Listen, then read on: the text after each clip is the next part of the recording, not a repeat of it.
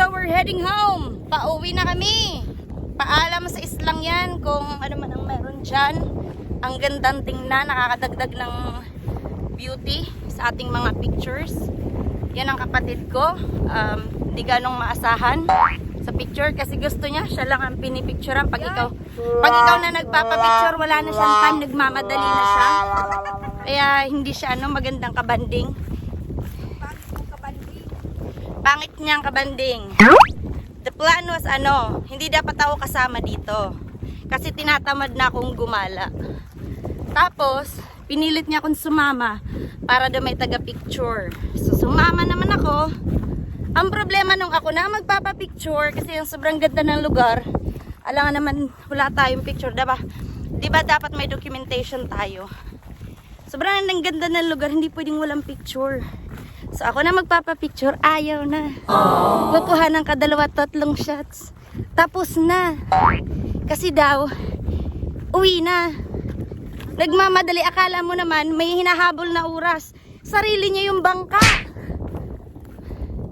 Pangit niyang kabanding. Oh. Gusto niya siya lang pinipicturan. Pero, okay lang, may video naman. Ikaw kami na mo pa yun dito sa likod. Woo! Thank you so much, Lord, sa napakagandang lugar na to. Thank you so much, Lord. At malapit sa amin to. Thank you so much, Lord, at nilagay mo to malapit sa amin. No need na Mga less than an hour, Yun, 30 minutes lang. 30 minutes lang. 30 minutes away from home. From island to island. Bangka ang gamit. Hinihingal ako kasi paakyat, oh. Pero ang ganda. Nakakahingal.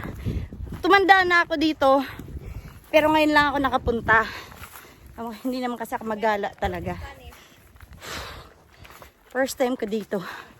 Lapit-lapit lang pala nito sa bahay. Finally.